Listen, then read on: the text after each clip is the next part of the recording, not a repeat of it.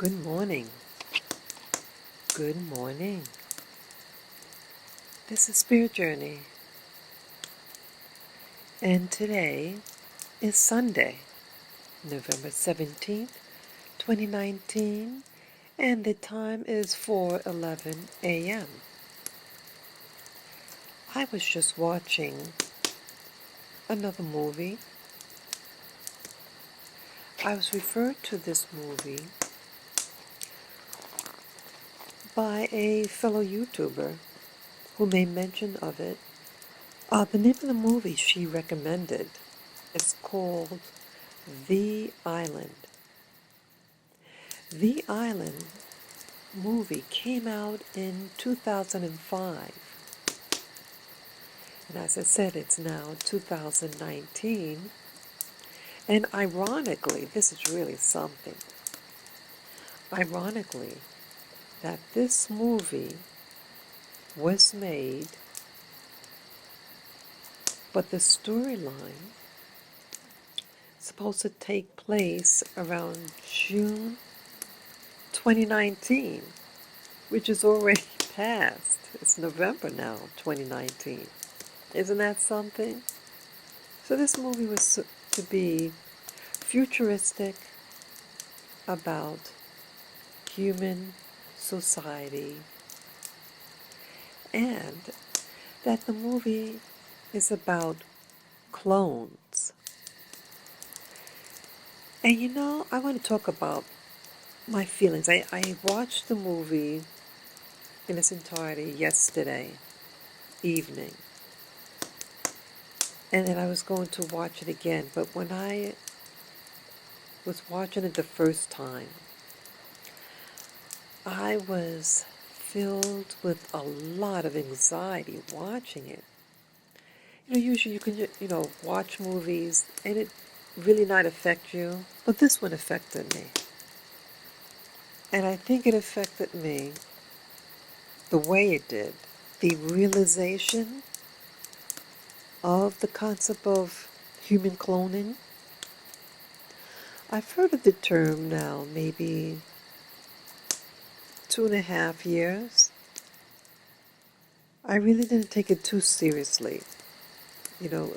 I would hear the subject of clones from Hollywood personalities, that they had clones, and it, the behaviors that some of these actors and actresses would do was because of possible clone. I just thought it was really, really ridiculous. It's a little upsetting on different levels. So here this movie is actually supposed to represent what's happening now in 2019. It's very futuristic. I notice a lot of the futuristic movies are very sterile. They wear like suits that are like a one piece or two, like Star Trek type of uniforms. Very simple. The people very robotic like. They're not encouraged in this movie, the island, to really socialize. So what I'm noticing with this movie, it features primarily a man and woman, and everyone in this movie, what are the agates they call it, the agates. And, it's really something that people are being deceived and outright lied to. See, we're told different terms, euphemisms, terms that remove the social implications of things. So it's trivialized and made to think that it's small. It's not, it we're being told to do certain things, or certain things are okay, because you're not told the truth, the details on something. So in this movie, uh, you see a whole bunch of adults. You don't see any children. They're wearing these white uniforms with a little accent of black in it, and everybody's just kind of walking around, and all, everything is very structured. They exercise, their food is really, really portion control. They're not encouraged to, men and women to have, you know, sexual relationships. And they're even given like classes. And they're reading a Tom, Dick, and Harry book. Okay, so yes, it's old school Tom, Dick, and Harry. When I was in the first grade, we had to read that book. I remember the names and everything. So it's in simplicity, and it's so robotic. But you learn that, well, with human nature, you might be able to control 99.9% of the time, but that 0.1% could really spoil a lot. So that 0.1% was a little bit more awake than most of the other people. And they started asking questions about where they are and everything. And they started kind of venturing, outside of where they were supposed to go. These people are actually living underground in a military-styled underground city. And to help keep them in check, they are lied to.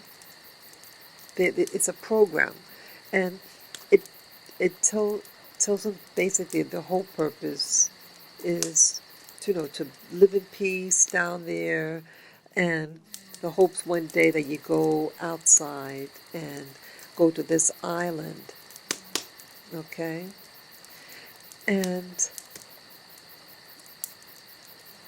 also you learn that there's supposedly a contamination, and this contamination is outside, and it's to if you go outside, you can't go outside because everything's contaminated, and it'll kill you. But ironically, they have this lottery, as they call it, and maybe once a day or even once a week they have a lottery, and the lucky person gets to be able to go to this island, okay, this paradise island. Well, one day this one radical, this 0.1%, learns otherwise. So he was a curious soul, and he started venturing out, and he stumbled upon the whereabouts of this person who won the lottery. And it was a lady, too. A lady and a man wins the lottery to go to this island. The lady was pregnant, and the guy, it was this big black guy. It's really ironic.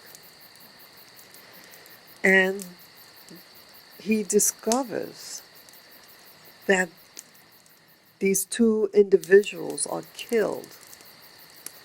And what was really, really graphic was the black guy.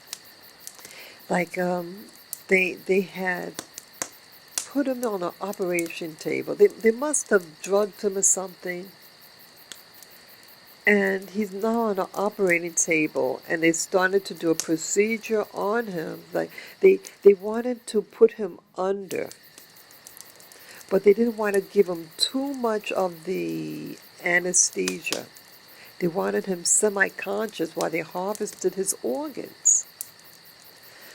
But he's uh, kind of aware, and he's getting scared. And when the guy said, to hurry up, we got to harvest his liver, that guy woke up and started fighting, and he escaped briefly.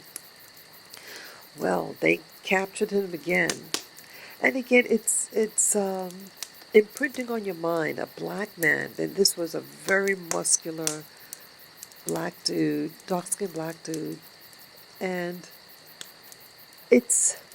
I felt it was. How do you say? Almost like traumatized. I felt it was like trying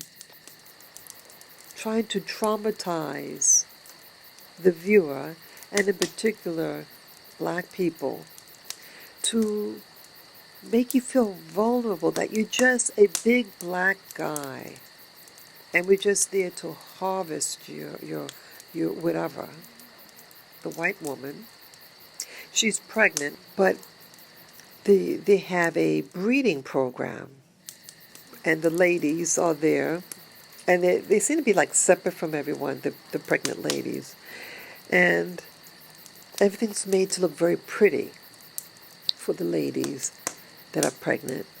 And then she gets labor pains when she's in the cafeteria, and she's like carried away, and so, oh right, you're going to go to the island now with the baby, and everything is la-di-da.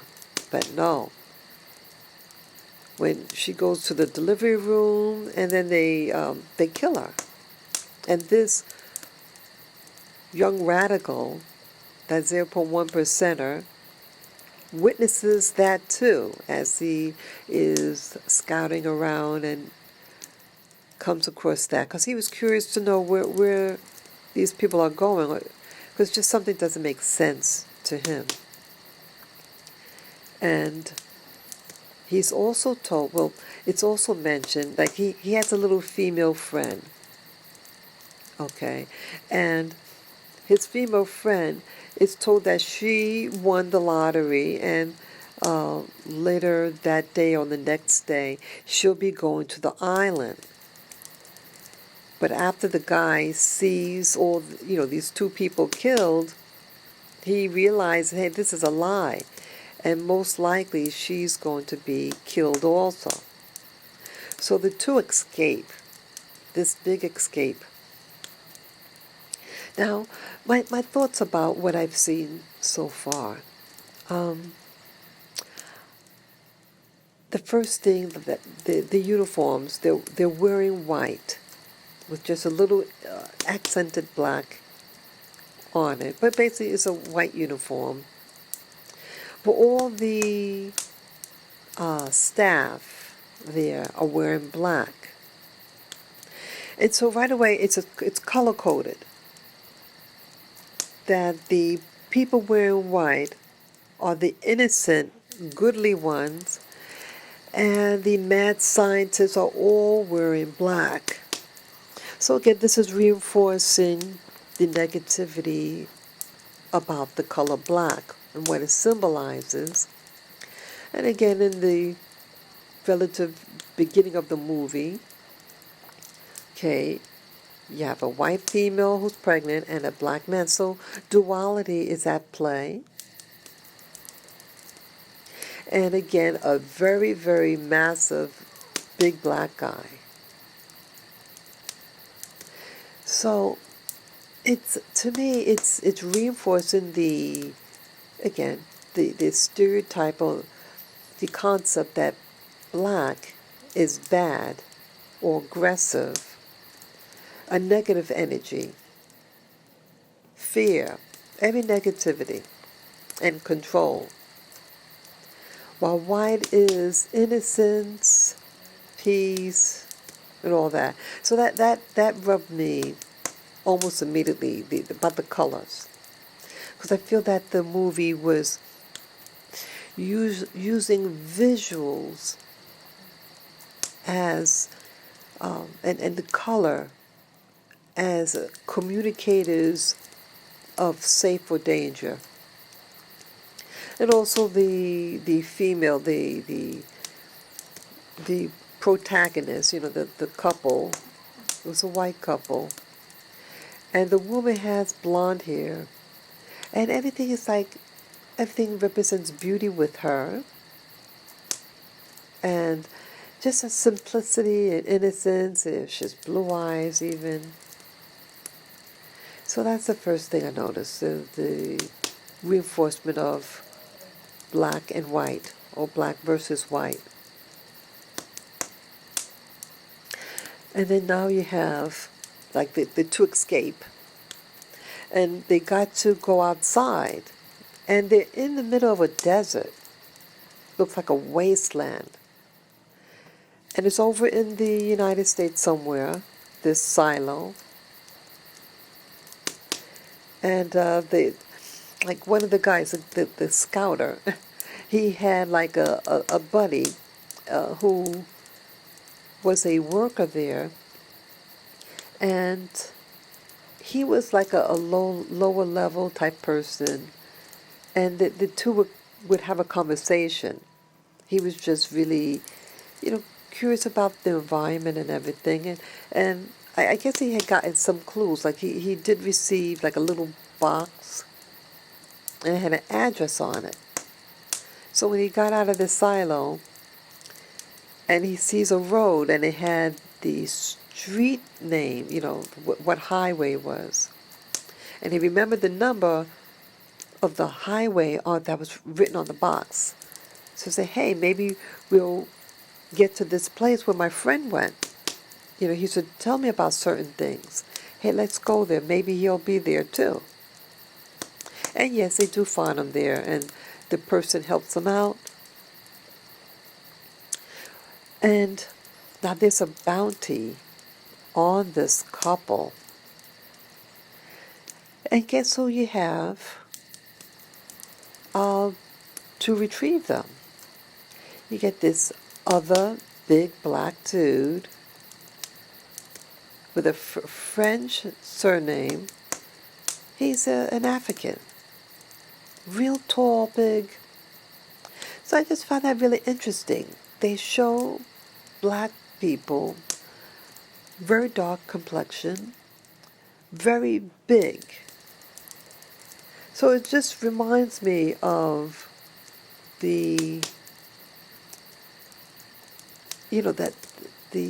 do you say this?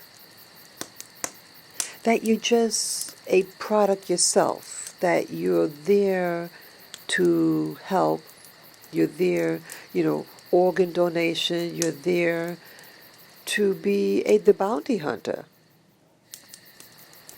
And he works like for the Delta Force and all this stuff. And so he's out to get them. So again, a black man against this white couple, and the mentality of this white couple, they only have what do you call it? The maturity of a 15-year-old. They're really limited in education. They just know, be hopeful, because one day you'll get picked to go to the island. They can read a little bit, because remember, they're reading Tom, Dick, and Harry. So they're given some education about reading to stimulate their mind and everything like that, but don't stimulate it too much, So why this movie? Why did this movie come out a couple of years after the movie The Matrix? So the common theme from this movie, The Island, and The Matrix, is about the harvesting of human beings, that you are grown in a cell. Now, the movie The Matrix, that was a complete deterioration of society. While in the movie The Island, it was not a complete decay. You still had society. Society was still uh, intact, but society was getting more and more um, greedy, and they wanted longevity of life or not to die at all. See, these clones, see, they were making clones. See, all these people you learn about in the movie The Island, the people who are wearing all white with the little black in it, were all clones. So these people were being grown by their, as they call, sponsors. See, and everything they use all these weird terms, sponsored, agates. Agates means the clone that's in early stage of development. And the clients are individuals who have enough money to make a clone, and it's really just, as a product. Yeah, the people also call products. So everything is dehumanized, that you are a product. You're for something else. And like this, if a client needed an organ, it turns out that the girl in the movie, the protagonist, that her so-called sponsor got in a terrible, terrible car accident, and she's in a vegetative state, and so she's going to be harvested for organs. Yeah. So it's really coincidental that how things, like, because they have to make the clones. It takes about a year to make a clone, I think they said. 1 whole year. And so I guess the girl who got in, was cloned, that they have to hurry up. And that's why they have to kill her, because the person, it turns out, has 2 more days left of life until she dies. And so they have to get this lady and harvest her. But you also discover in the movie that they would get visitors to this facility, and everything looks really, really high tech. Everybody's pretty that works there. And again, I've color coded. Like, you had a person that looked like a model, and she's wearing all black, a very tight black dress. Special lighting to create mood, and she's escorting the visitors, And so the people are showed what these agates look like. And everything it's in person. They made it look like plants, like you're just growing a harvest, and then you're going to pick the fruit one day. So they have the people look in this pod. It doesn't have any form of a human yet. You see one big red blob, and they just said it has no consciousness. It's just, we have to comply with the regulation about, that these aren't human. These are, just, they never have consciousness. So they're not people. But they didn't show them what the latter ones look like. See, it reminded me of the lies people say about abortion. When you go to the abortion clinics, Planned Parenthood in particular, that they tell the women, oh, it's not a real baby. It's just a blob. It's just a blob. And so the women are desensitized. Say, oh, well, it's just a blob in my belly. Well, remember, ladies, blobs develop into people. So maybe initially it is a 2 cell, 3 cell, 4 cell, but they replicate those cells into people, an infant. Okay, and um, so it's a selling of an idea to make money, and this company, the it's like worth, the whole institution is worth like, I think they said $100 billion, $200 billion, and they discovered it's a glitch in the software. Something happened, and that's why it attributed to that guy who started asking a lot of questions and started showing signs of aggression. And he also started to get memory of the person that he was cloned by. Yeah. And so, because that information also got out, they have to kill everybody and start from scratch, they said. So, they would, how they make the clone, they said that they have to scan the person, the host's body, something like that.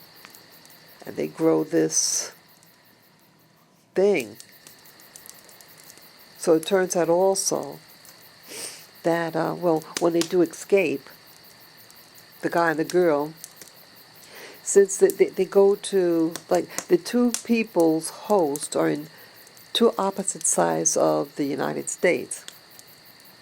The guy's the guy's source is in California, while the lady is, I think, in New York. So they go to the California location, and they do track down the guy. And the guy sounds British or something like that. And it dawned on me. I notice a lot of these movies, they get a lot of people with British accents who are part of these programs. So I'm wondering, is Britain, Australia, and again, Australia is a Commonwealth of Britain,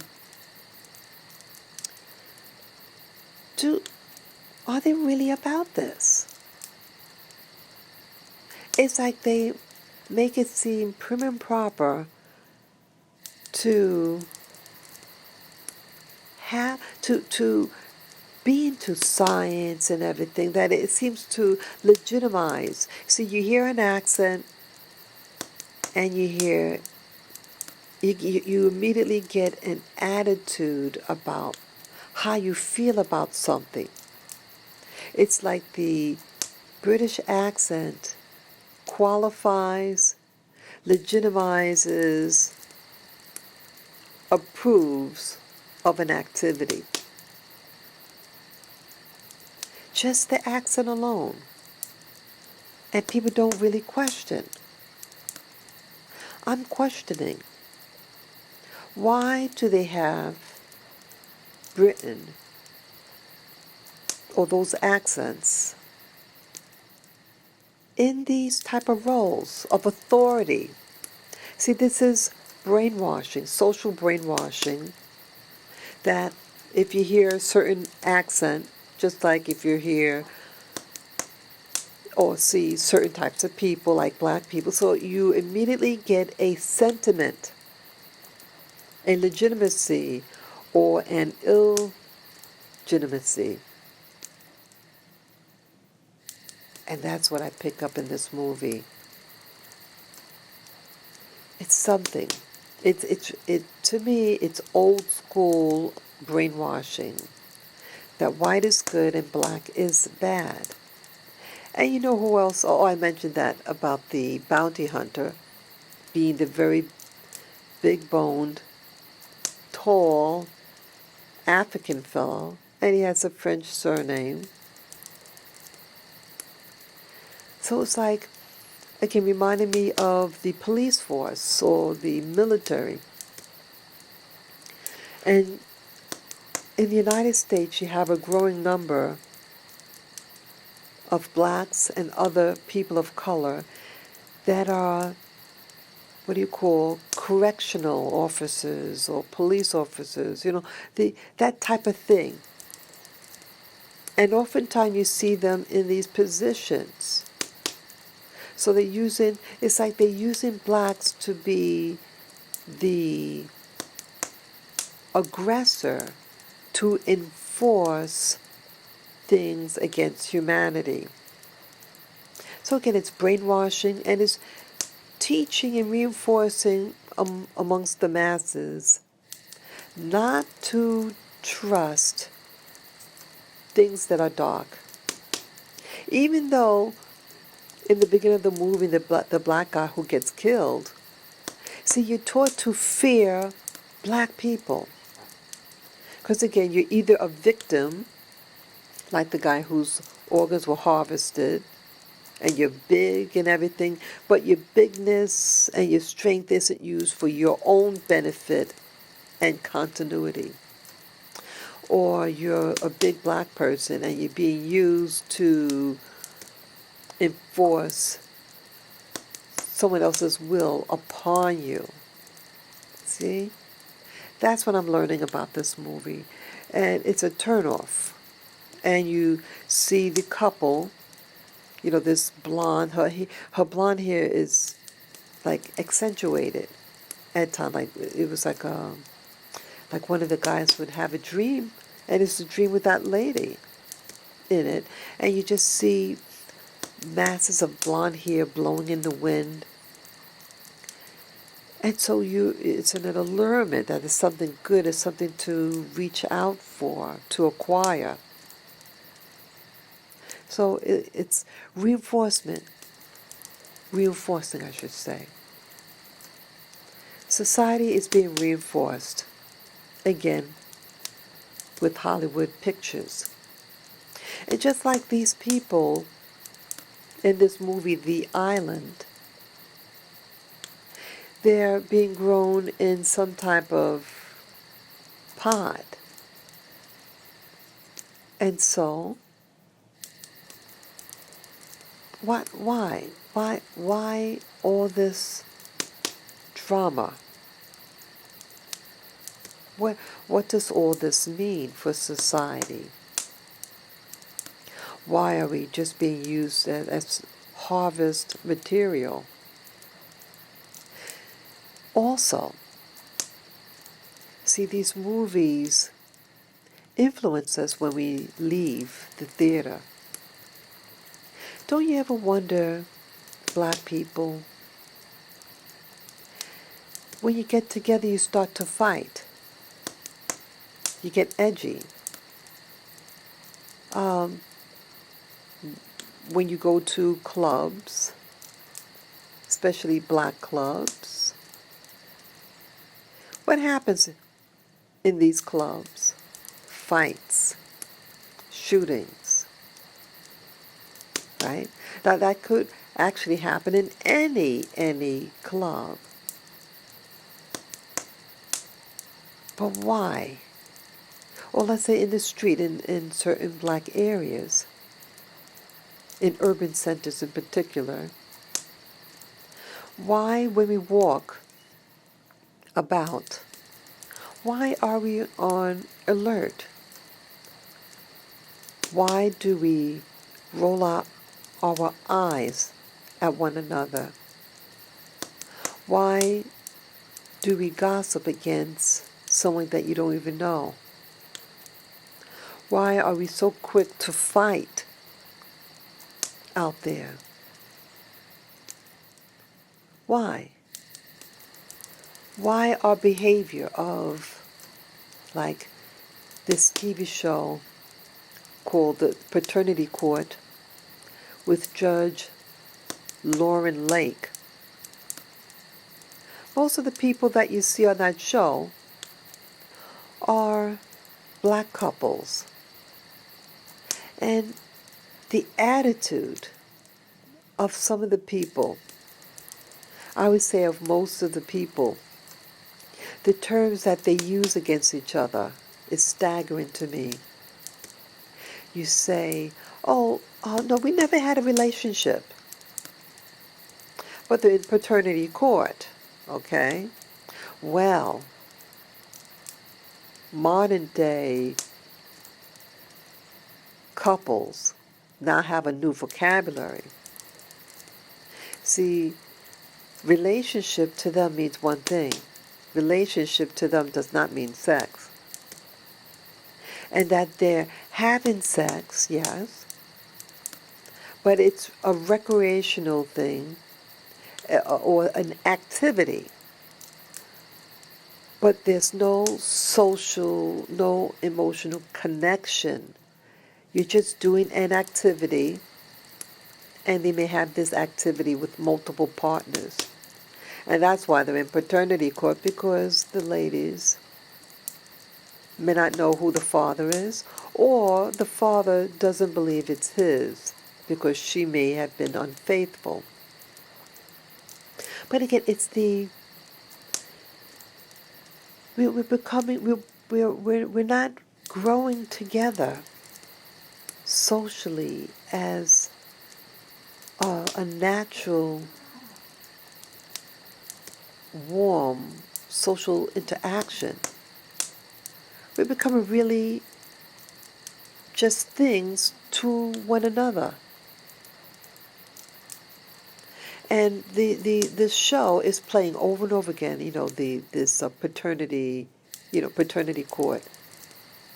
It's embarrassing to watch. I do watch it. When I watch it, I watch it. And it's very addictive, I think, watching the paternity court.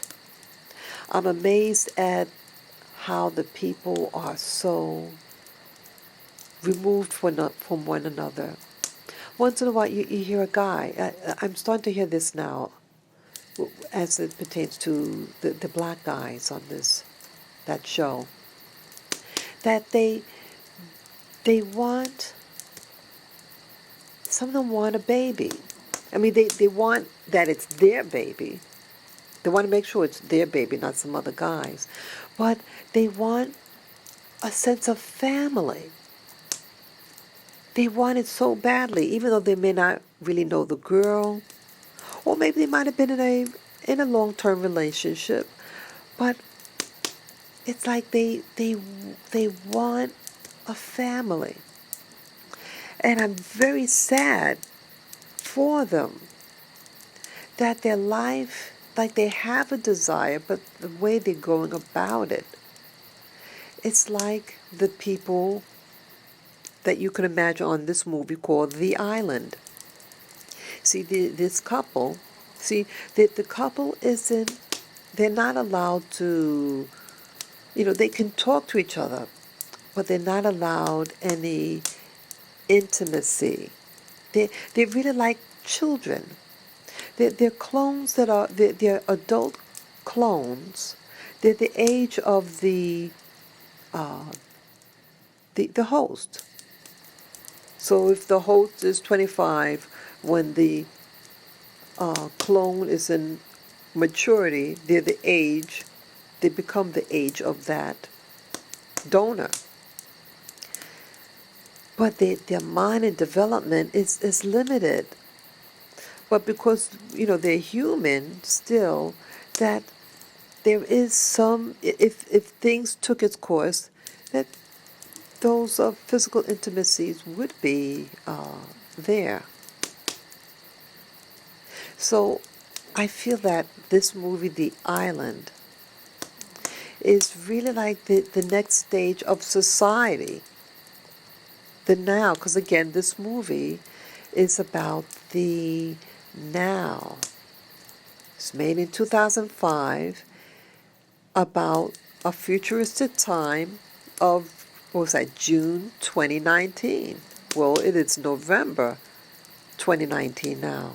See, so I think Hollywood is really, they're telling you, they're giving you a sneak peek about what's going on. is this really going on now? It's frightening.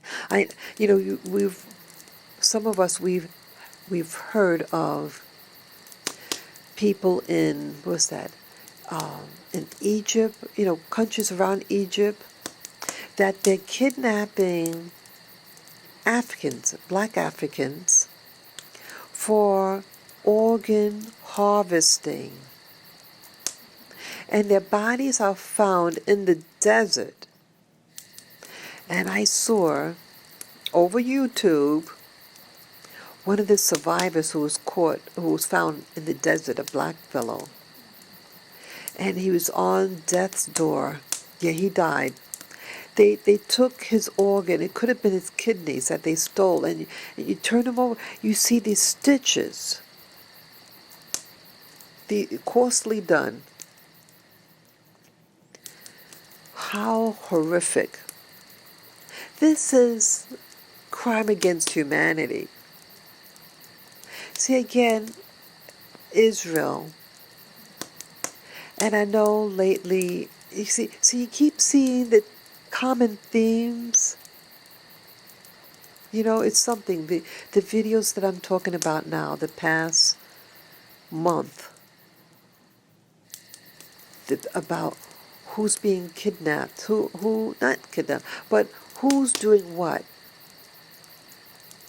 And I talked about the Ashkenazi connection, the Jewish connection, the German connection. They're all kind of related.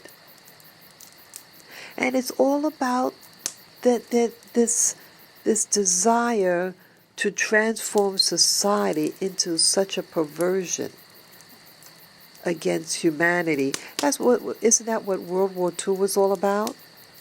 That's what I'm getting at, this supremacy.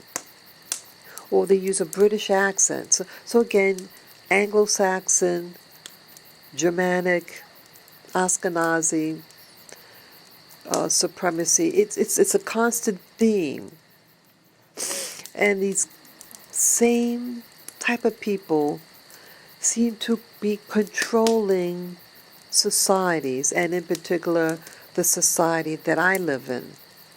And I made mention in a recent video, and audio like this one. I had requested my school records from elementary school, and I was dumbfounded. I wasn't, most of my teachers, yes, were white. But when I saw it in black and white, the records in my hand, and I saw that the mass majority of the people, of this teachers that I had, were people with Ashkenazi names. But I do remember I had two teachers, two black teachers, two women, but they weren't on the list. They weren't. So that's what made it also shocking. I think maybe I think maybe the teachers that they had listed down, these were the homeroom teachers or something. I don't know, but that's what it was. My Miss Johnson, a black woman, she was not on the paper. So it just added more anxiety to me of control. Like, why is this so? Now, my school, my elementary school, and especially back 50 years ago, was virtually exclusively a black school. We did have at one time two Hispanics. I think one a Puerto Rican, and the girl, I know she was from Guatemala. But still, no whites. It was 0% white people. And so, if you have a school that exclusively non-white, why are all of them white teachers? So again, it's like a control. Like this movie, The Island. Who's controlling the narratives for these clones. White people. People with funny, like British sounding accents. Like they're important. So it's a control thing again, that certain accents will signify leadership or being in a position of leadership. And you know, further, I'm reminded as I say that, a couple of years ago, I met a girl from Central Africa who was recruited by the U.S. for whatever reason to come and live in the U.S. There was no reason why they brought her over, but there has to be a reason why. I know I'm kind of maybe getting off the subject, but it's all, I think everything is all connected in the end. Yeah, she was from a prominent family, so she says, from Central Africa. Prominence meaning that she was from a tribe that, a ruling tribe there in that, amongst those people. And then, yes, it was taken over and colonized. And as a young girl, she was moved to Europe, to France. And she went to school, and very, very sharp mind, and she has multiple degrees, and she's in a profession. But I'm wondering, now she was practicing her field in Africa. She was doing very well. And yes, she was working back in her country. I think initially she worked in France, and then she was brought back to her country of birth in Africa, doing very well. And then she was recruited by some American government official, says, hey, you want to come to the U.S. and we'll educate you. But again, she's already educated. She has her degrees and doing very well in her country. They wanted her away for some reason. And she said, sure, she'll come there. And she had a lot of connections with higher up people. See, the thing, what I'm getting at here, as I say this, is that there are things going on, even right now, of people being, she's being trafficked here. I mean, she was willful, she agreed. People are being relocated to different areas for different purposes. And it's like, why? Why take an African and bring them here? Why do you need to do that? She's prosperous. She's, a rich girl, rich standards. Why is this happening? Why does the U.S. have these programs? Like even in Europe, they have a program like France, here again, France.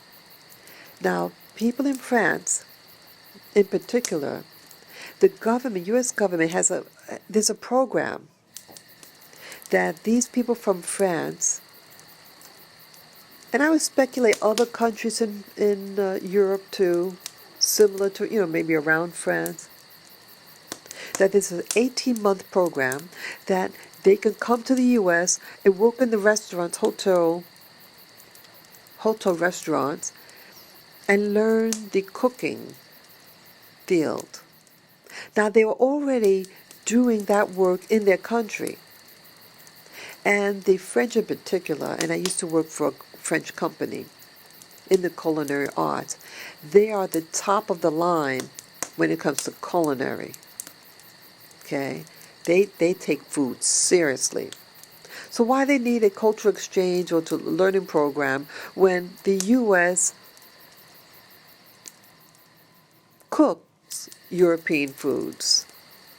The U.S., the top hotels create the foods that they produce in Europe to cater to European palates. So why do you need them to come to the U.S. and then go back to their host country to continue the cooking field? Doesn't make sense. There are a lot of things are not making sense that I'm seeing. Why are people being relocated to do certain things when everything's okay? You have people from other countries that are starving, that would love the opportunity to learn a skill that maybe they can bring to back in their country to boost it up intellectually, technology-wise, but that's not happening. Why they're feeding those who are full?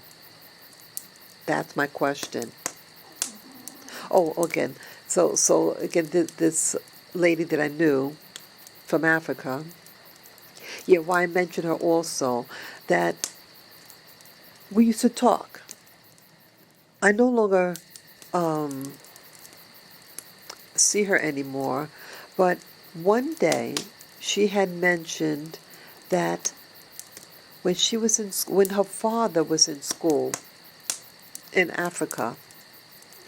See, her father, now they're a black family,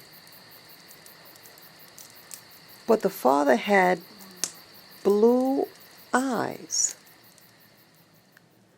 And when he was a little kid, he initially started out in a regular elementary school that was under colonialism by Europeans.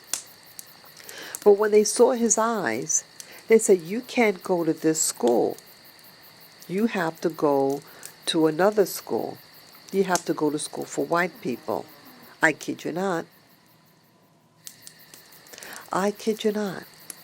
So they took him, and he had to go to a white school of the colonials. See, again, that's about, again, programming people that certain colors, certain accents, certain races are to be the top class of the ruling class. Yes. And so that's what happened. And he was being groomed now to be able to function in the ruling class. Now he was one of the leaders of this particular tribe. I don't know what tribe it was. Again, I don't know these names, but it was telling. And also, it was telling about this person when we were at a cafeteria, and her racism that would come out. Now, this is a black woman. She was a dark brown. I mean, she wasn't that dark, but she was a what you see, a regular African lady. And I noticed it was American. I assume it was the parents and the adult child. He could have been in his early 20s. The youngster. And he looked, his skin was so beautiful, I thought. Yeah, black is beautiful. And his skin was jet black.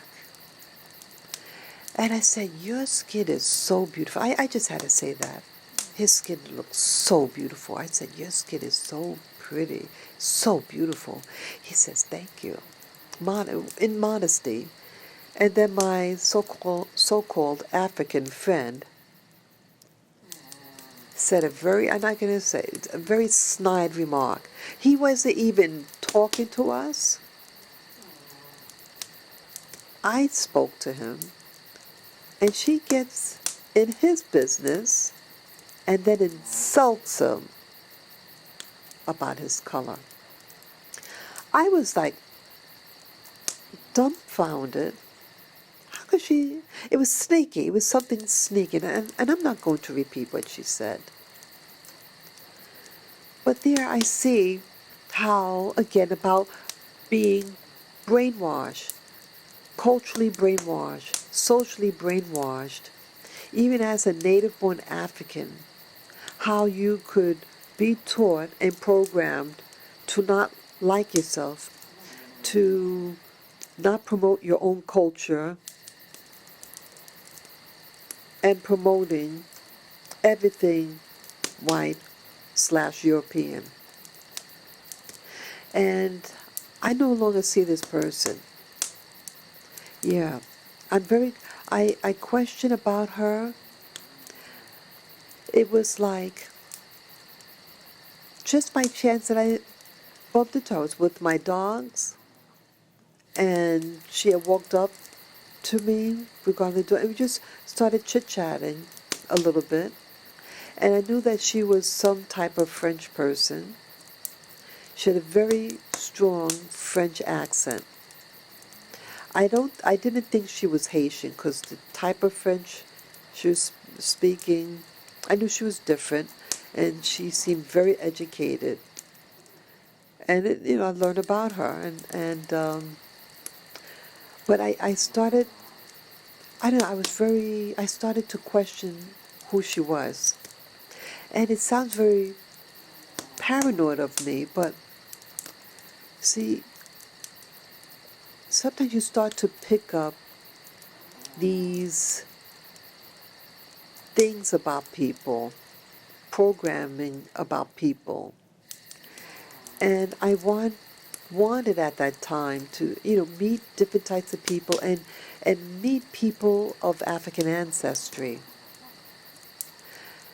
And even though this person was born in Africa, she had a European mindset, a white mindset.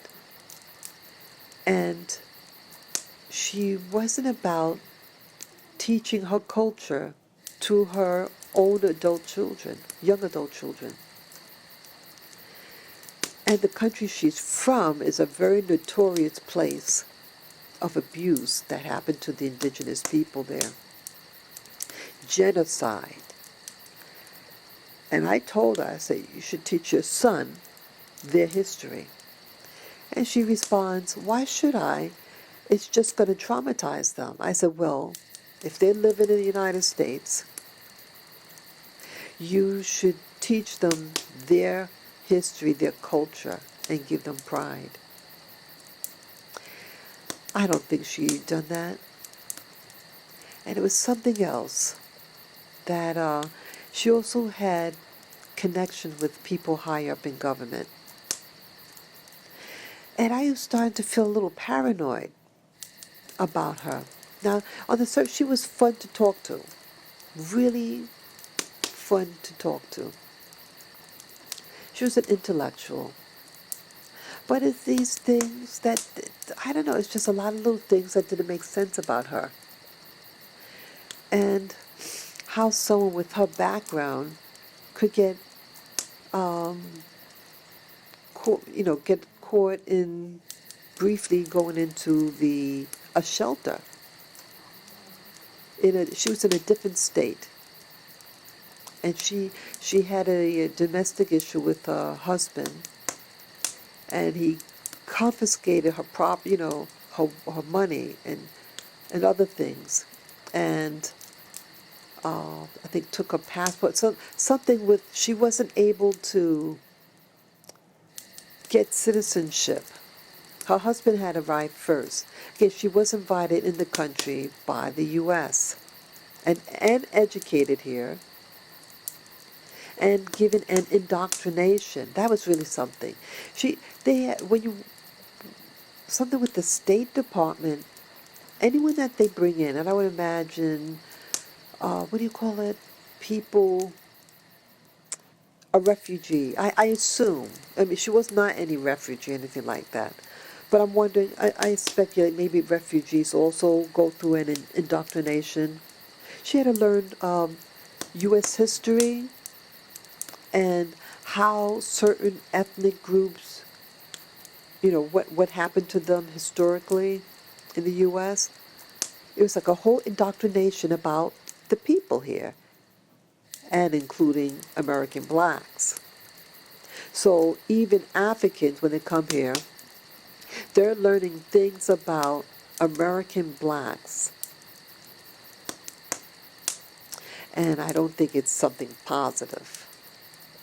It's like a wedge. It's like us and them.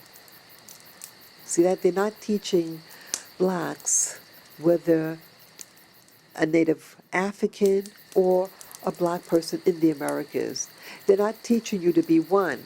And so you feel more comfortable in a white environment. And also what was interesting in an indoctrination, I forget the person's name, but it was one of two ladies. Um, I think she was someone high up. I'm not sure whether it was the Secretary of State or someone high up. I don't know why I get confused with these two ladies. Um, it could be either the lady that says, if you see something, say something, that slogan. It could have been her. Is she Nancy Pelosi? I forget. But it's someone like her, could have been her or somebody else, that she had contacted when her husband was messing her over and preventing her from uh, actually getting citizenship or something like that. And this person was helped her out. So when you have friends in high places, so I started wondering, who is this person? And my paranoia started, and she started to leave things in my apartment. I started feeling uncomfortable around her. And it was just a lot of little things that just didn't add up. Who she knows. I started thinking, is she like um, being sent to spy on me? I mean, it sounds awful to say something like that. But that's what I started thinking, because, why is she befriending me? Well, I mean, even though, I always feel like, because how we met, it's like, this happened in 2015, and at that time, I was just starting to awaken and start to ask questions. I had a major paradigm shift. And I think I even prayed one day that I want to start meeting more uh, people, more black people in my life, to have a new circle of friends and contacts. And lo and behold, get because again, I'm interested in my African heritage. So let's get an African lady. Oh, and French speaking also, because my background also is Afro-French background on my mother's side. So let's get that. So it was just so conveniently presented. And I started feeling uncomfortable. And I've never felt that way before. It was like presented like everything you ask for, you got in this person to be your new buddy. And I started to get exhausted. We would go out different places in the neighborhood. And I got so tired. I kid you not. Um, I was tired of seeing her. And no, and not implying anything of any sexual nature. Not at all. I don't bend that way. But it was just weird. Person started leaving uh, their items in my house. earrings, I'm not sure whether the phone, her computer, and other stuff, just little items, money. And I didn't like it. I just felt weird. And I think in part, I felt weird about it because I was told, I was told to once by this person that when they go over people's houses, they like to purposely leave things in their house so that they have an excuse to go back to your house. I kid you not. I kid you not. And I didn't like that. I didn't like that when they told me that. So I think that was messing with my head. And one day, I was just so exhausted. The person called me, and the phone, it's my cell phone. I had just gotten a cell phone. And I was too tired to get off the couch to pick up the cell phone, and too far away to pick up the telephone. So first she dialed my cell phone. I didn't answer. Then the answer machine. And she said, hey, pick up the phone. And I didn't. I was just too tired. And this is the first time I ever did this. First time. And then what happened now? Yeah, so that following morning, so that was in the evening when she called. I was just too tired. And I spoke to her. I think she texted me. And I text her. I think I text her back. But I know I feel awkward when I communicated with her. I responded to her that she said, "Hey, are you okay?" I said, "Yeah, I'm okay. I just needed some time to regroup." That's all I said. I was just physically tired, and I just couldn't get out of bed, and that was the truth. And then I think we spoke on the phone. I told her what's going on. I said, "I'm just too exhausted." I was. And that was the last time we went out. One of the last communications we had. Because she had said, "Oh, I'll see you later on in the week." Well, I didn't, and she didn't call. Now, she used to call up almost every day. And I didn't see her that week. And the following week. And so it was Halloween. It was 2 weeks later from the initial conversation on the phone. And I see her walking in the street, walking. And we greeted each other. And I told her that I was heading out to see the Halloween parade. And she was just saying, "I'm just going to go to work." And that was it. Didn't hear from her since. Then I think a year later, I bumped into her in the street again. And I saw her. She sees me, and I see her. She doesn't say anything. And then I say to myself, "Hey, wait a minute." I said, "She's just going to go by." Oh, because I remember. It was her birthday. And I had sent her a, happy birthday. But I never got a response. So I think my ego, yeah, I do have an ego. And so I say, "Hey, I sent a text to you, and it jumped back at me, the message." She says, "Oh, I no longer have that number. I had lost my phone, and so I have a new number." Yes, she would also, yeah, she did often lose her cell phone. That is true, when I knew her. But yeah, so my point in mentioning about her is that here we did things, we communicated almost every day. Went out places. It seemed very intense to me. And because one day I didn't pick up the phone once, but we spoke the next morning. So it was just a couple of hours later. And for me to just say that I just needed time to regroup, I was really tired, to never hear from her again. So I mentioned this because I'm thinking that maybe she was assigned to me. That she, again, at this time, I was starting to ask questions for the first time. I was a full-time, not full, I was in school for many years, and I was just focused on my schoolwork. I didn't really have a social life. And so now it was a couple of years after I graduated, I came to a new paradigm shift. And at that time, the paradigm shift was only maybe 4 months, 5 months. Yeah, 5, 6 months.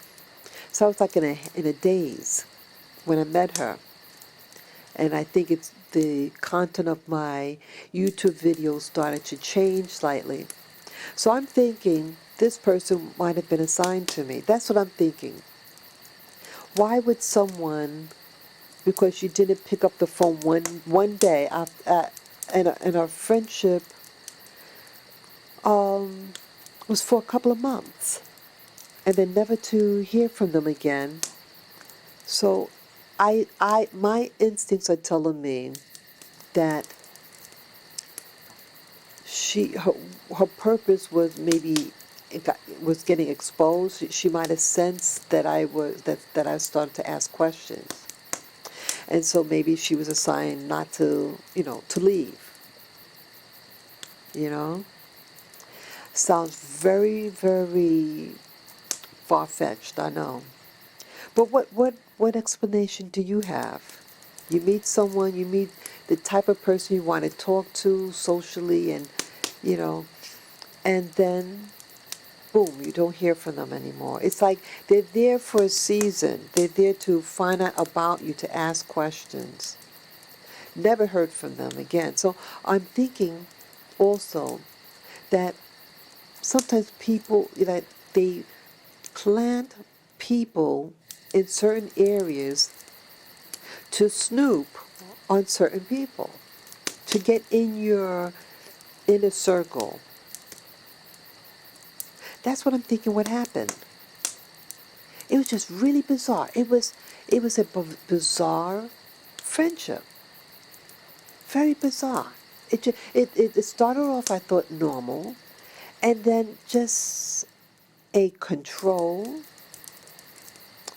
manipulation. It was just weird.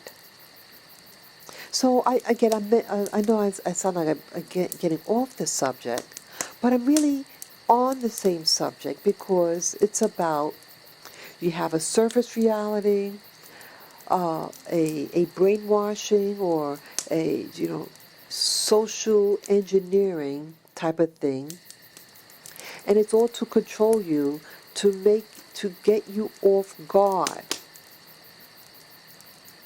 Everything is to make you off guard, throw you off guard, I should say, just as the movie The Island.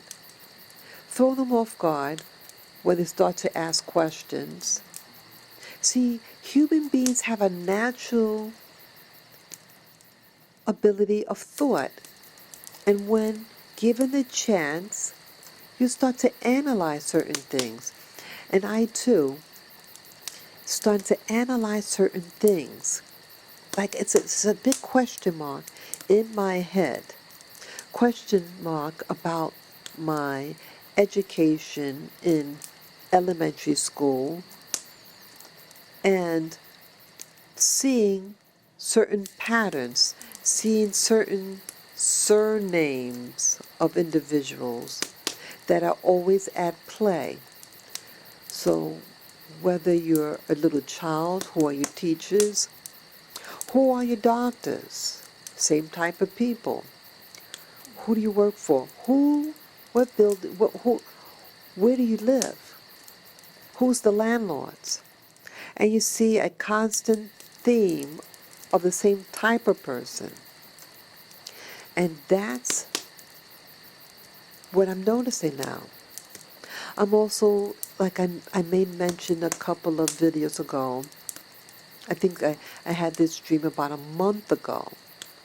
And remember about the woman? I was dreaming, but what I was dreaming, it was like I was awake and asleep at the same time. Like I was aware that I was lying down in bed, but at the same time I'm experiencing a dream that was in, as I mentioned then, in an overlay. And about the, what do you call it, the Germanic woman, and she was doing some type of experiment, and told me to allow this thing, this lion, to eat me. Lion or some type of large feline or something. And so it's like, wow. And I've told you many times about dreams that I had, not dreams, the visions. Upon awakening, and you keep your eyes closed upon awakening from especially a dream, from dreaming or deep sleep. And when you relax and have your eyes closed, a visual appears. So as in this movie, The Island, the people who are in the pod, the clones, they are fed these visuals also. And these visuals program them. And that's what I'm speculating. That some of us are being programmed, if not all of us, in some way. Yes, this television is a program, like television program. The movies is a program. The newspaper a program. So we're always bombarded by being programmed. But there's some programs that are more invasive, like in the movie The Island. They're in a pod, or even the movie The Matrix, same thing. It's the same thing. It's the same theme. They're being fed information by design. And I'm wondering whether the things that I'm seeing in my visions are these, what are they? Are, are these, what do you call it, parallel universes? Are these, like we're being fed, it's like, because we're asleep and we may not remember all our dreams, are these programmed dreams of other lives that I'm living simultaneous to this one? What if you have clones? I mean, this is science fiction type of thing I'm talking about, but it's really designed for food for thought. Like in this movie, The Island, they made like one clone of the person, but what if they made several clones of the same person? And let's say each one is given its own different movie, different program, to enhance maybe, for different reasons. They want to experiment which program works the best for the clone, or maybe that the person could enjoy multiple lives. But it's something that I actually see. It's could be like a lot of times it looks two-dimensional, like a screen, and it's something that I'm not able to, like, I cannot like move my eyes or head and see a different visual. It's something that I'm just watching straight, and it's it's doing the navigating. It's like watching TV. You see only what the screen shows you. You can move your head, whatever, but you can't see beyond what the screen is showing. Okay? So that makes me think of that there's a screen involved. And then other ones that I see are actually three-dimensional. It looks like that I'm actually there, seeing things that I've never seen before. I've never seen the people, the places. Sometimes, a lot of times I'm on the top, like I'm at the ceiling. Like sometimes like in buildings they have cameras, and it's in strategic places in the corner, whatever. And that's what it seems like a camera. And sometimes these like when I first started seeing these things, it was always like a plant, a plant, a green plant covering part of the view. And it was always the same type of plant, it seemed. It had those long, long, skinny leaves, green leaves, and I think that it's a type of palm plant. You see them a lot in offices, things like that. And I'm wondering, like, if I'm going to see something in a vision of mine, why would my vision appear in some corner somewhere on the top of the ceiling looking downward? And a plant, green plant, it's covering it. It's like I'm hiding behind this plant. Those were the early visions I saw. It makes no sense to me. Or I'm wondering, hey, did I work in a place that I was viewing from these cameras? I mean, it's really wild. Really, really wild. I am seeing activity below. And I think my latest thing that I saw, that I may mention to this, someone walking in a hallway was very, very faint. Again, all the things, when I see it, like a camera view, it's always very faint. But in the center it's clear, and then in the peripheral is very, very hazy. And saw someone walking down a hallway. It looked like some type of business, a large facility, and someone carrying a massive, a very big box, a cardboard box, a big one. And I assume it was a man because it seemed, the hand seemed big. That was my impression. I'm seeing things. Why am I seeing these things? Why? Why is it like in a camera view? Could this be, what is this world that I'm living in? Is this a false world that I'm living in, and the world that I see through the camera, my real one? And if that camera vision is the real one, why why do I come back here? Why am I looking through these camera type things? And why are they appearing to me? I saw other places like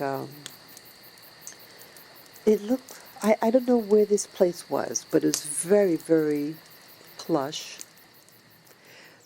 Large buildings, stone buildings, like the, you know, uh, just very massive, very, very, very modern. And then I told you that I saw a flag.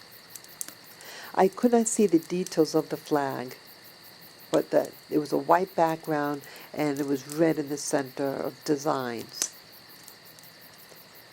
I think these are real places,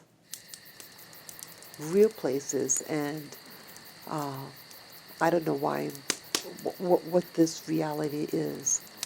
But I think Hollywood and its movie making are giving us clues. The Matrix is a clue, and now the movie The Island.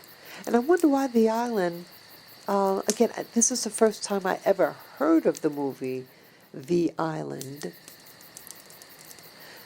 People don't really talk about it. The Matrix gets it down packed. They hands down, the Matrix. That is a real classic, cult classic movie. Yeah, things are happening now. Things are happening now, and I believe things are going to be happening quickly in my life. The whole concept of a life and death, and some of you have seen a video that I did a couple of days ago. My mother's not doing well now. She was a healthy older lady, and now these things are happening. Now things are happening very quickly upon her health, and I'm a little stressed by it. Yeah. So those of you who got this far in this audio, please pray for her wellness, and that she doesn't suffer. Yeah, I don't want her to suffer. Um, as for life and death, I'm not as afraid of the of death as I used to be. I mean, who wants to die? But I'm starting to see that, excuse me, I'm starting to see that life and that I think we really, I think our minds is something eternal. And this could really just be a simulation, like in the movie The Matrix, that a mind lives on. And I think this world is really a, how do you say, a prison planet. But it's just different hierarchies of the prison. You know, some of us have a 4-foot leash, some of us have a 6-foot leash, and some of us may have a 20-foot leash. But in the end, you're still on a leash, and you're still being controlled. We're being controlled. And that's all that I see out of all this. But I have to remind myself that regardless how deep this rabbit hole goes, and what the true reality is in this matrix system, to don't forget to live. And that's what I have to tell myself. Living is something that goes beyond just locality. It's about being in the moment, being in the moment of your life.